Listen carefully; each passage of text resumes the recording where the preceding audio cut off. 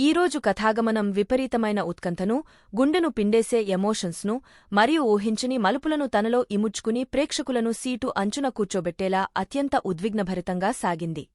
ప్రతి పాత్రలోనూ రగలే అగ్నిపర్వతం బద్దలైనట్లుగా ప్రతి ఒక్కరి మనసులోని సంఘర్షణలు మాటల రూపంలో బయటకు వచ్చి ఒక పెద్ద తుఫానును సృష్టించాయి.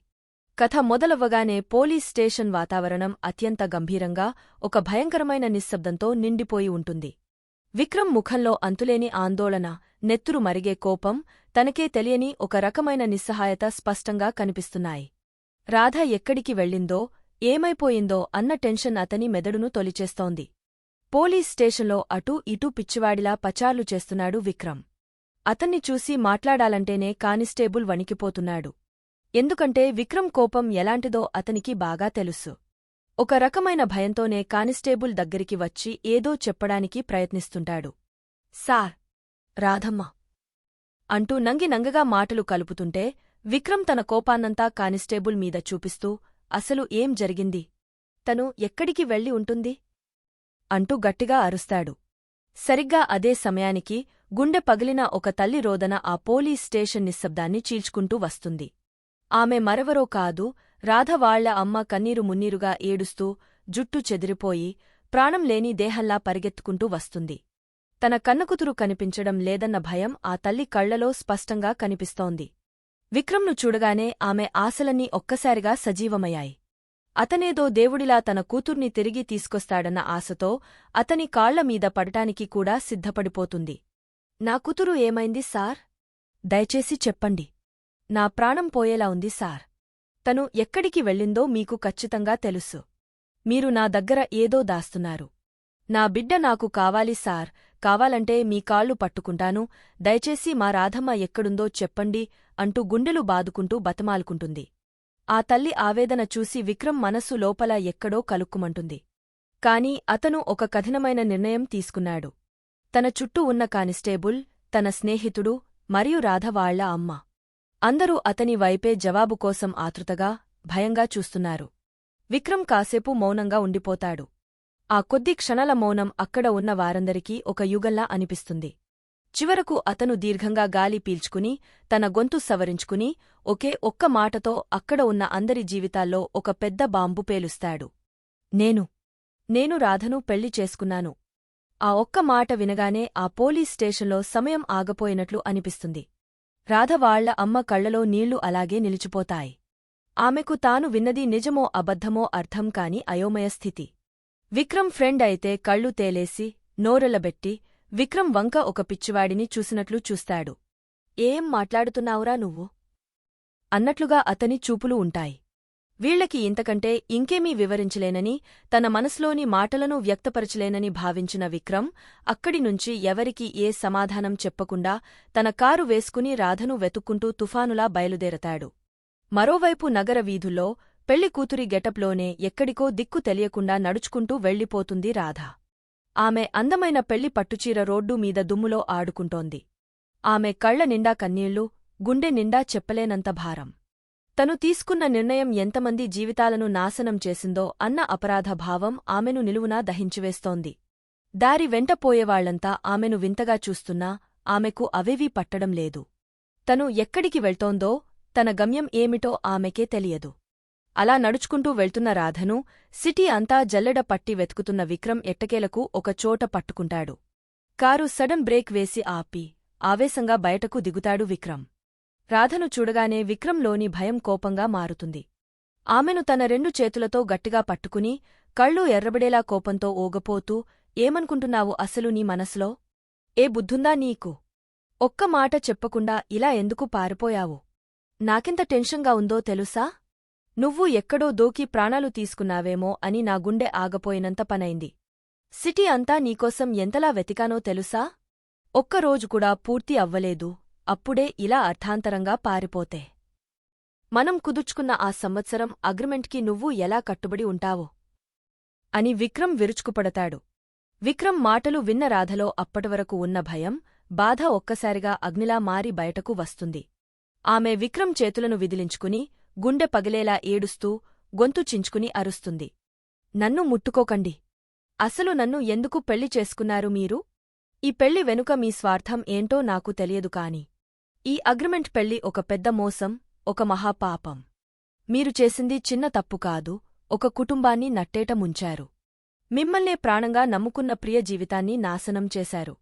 ఆ అమ్మాయికి మీరు ద్రోహం చేశారు.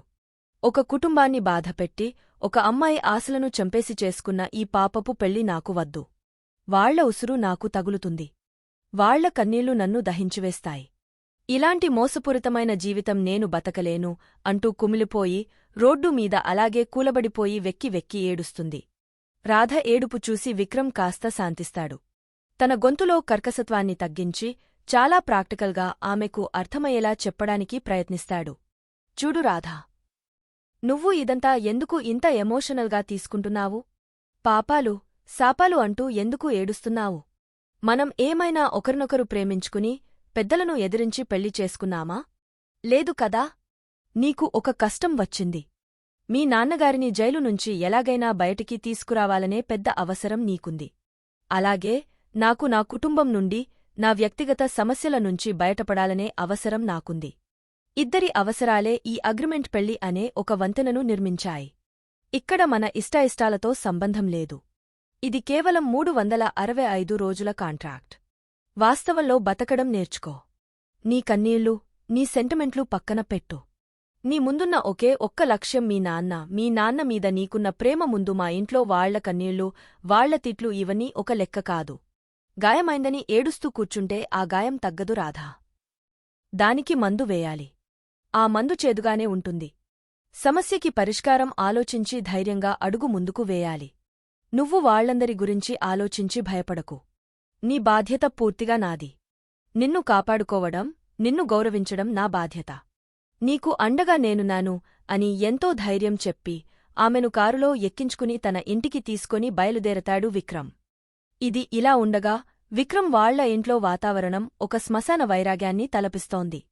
ఇంట్లో ప్రతి ఒక్కరి ముఖంలో ఆందోళన, కోపం, అవమానం స్పష్టంగా కనిపిస్తున్నాయి. అప్పుడే పెళ్లి ఆగపోయి కుటుంబ పరువు బజారున పడిందన్న బాధలో అందరూ ఉంటే ఈ సీరియస్ వాతావరణంలో కాస్త నవ్వులు పూయించడానికి లవంగం తన మార్క్ కామెడీతో ఎంట్రీ ఇస్తాడు. ఇంట్లోకి కొత్తగా వచ్చిన పన్మనిషి మోనాలిసాను చూడగానే లవంగం కళ్ళు మెరుస్తాయి. ఆమెతో పులిహోర కలపడానికి తన వంతు ప్రయత్నాలు మొదలుపెడతాడు. హే మోనాలిసా, వాటే బ్యూటిఫుల్ నేమ్. నా పేరు లవంగం. నా పేరులోనే లవ్ ఉంది. ఈ ఇంట్లో ఎలాంటి ప్రాబ్లం వచ్చినా నేను లవ్లీగా డీల్ చేసేస్తాను. ఇక ఈరోజు నుంచి నువ్వు నాదానివి. అదే ఈ ఇంట్లో నా మనిషివి. నీకెలాంటి కష్టం వచ్చినా నాకు చెప్పు, నేను చూసుకుంటాను అని తన గురించి తాను చాలా గొప్పలు చెప్పుకుంటూ బిల్డప్ ఇస్తుంటాడు. అప్పుడే అక్కడికి వచ్చిన మేడం లవంగం మాటలు విని అతని చెంప పగిలేలా చివాట్లు పెడుతుంది. ఇంట్లో పరిస్థితులు తలకిందులవుతుంటే నీకిక్కడ ఈ వేషాలు అవసరమా? నోరు మూసుకుని పడి ఉండు అని వార్నింగ్ ఇస్తుంది. దాంతో లవంగం పరువు మోనాలిసా ముందు పాతాళానికి పడిపోతుంది. ఇక అసలు డ్రామా విక్రమ్, రాధ ఆ ఇంటి కాంపౌండ్ వాల్ లోపలికి అడుగుపెట్టగానే మొదలవుతుంది. ఆ బంగ్లా వాతావరణం, అక్కడి మనుషుల చూపులు చూసి రాధ భయంతో వణికిపోతూ విక్రమ్ వెనకాల దాక్కుంటూ నడుస్తుంది. వాళ్ళిద్దరూ మెట్లు ఎక్కి గుమ్మం దగ్గరికి రాగానే లోపలి నుంచి ఒక పెద్ద పడుగు పడినట్లుగా విక్రమ్ వాళ్ల మావయ్య గర్జన వినిపిస్తుంది. ఆగు విక్రమ్ అన్న ఆ ఒక్క మాటతో ఇల్లంతా దద్దరిల్లుతుంది. ఆయన గుమ్మం మధ్యలో ఒక పెద్ద గోడలా నిలబడి విక్రమ్ వైపు కోపంగా చూస్తూ, ఎక్కడికి వస్తున్నావు? ఇల్లంటే 4 గోడలు, ఒక పైకప్పు మాత్రమే కాదురా. ఇల్లంటే ఒక బంధం, ఒక కుటుంబం, ఒక గౌరవం.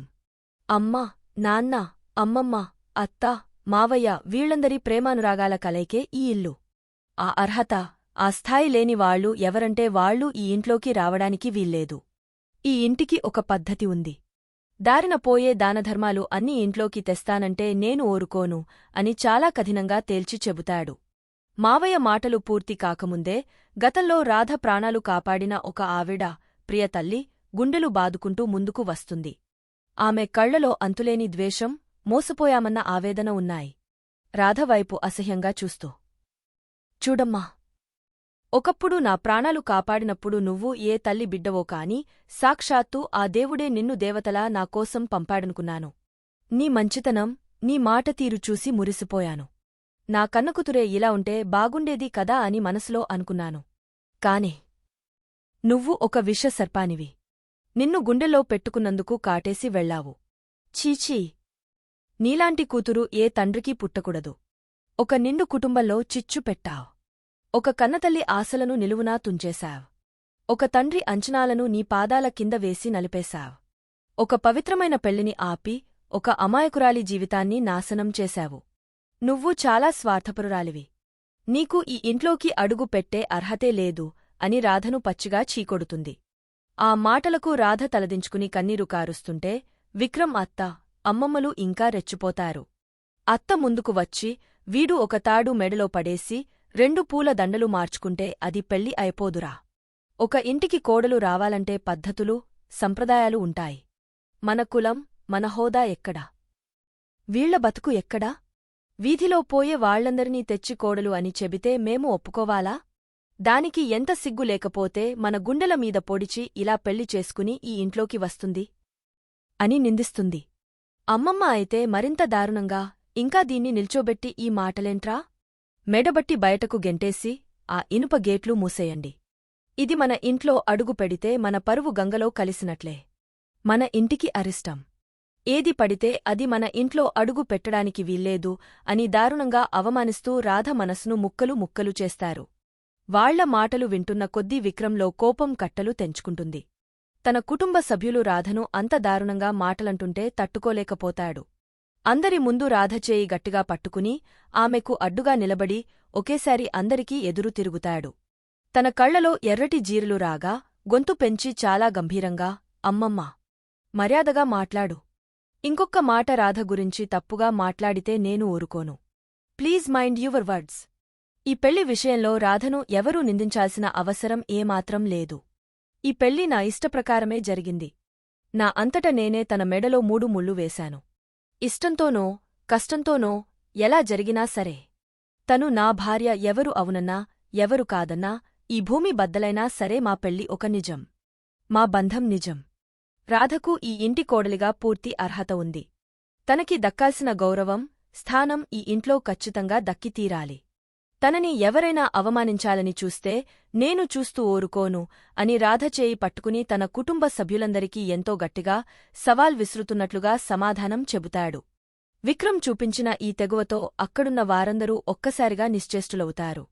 ఈ అనూహ్య పరిణామంతో ఈనాటి ఎపిసోడ్ అత్యంత ఉత్కంఠభరితంగా ముగుస్తుంది.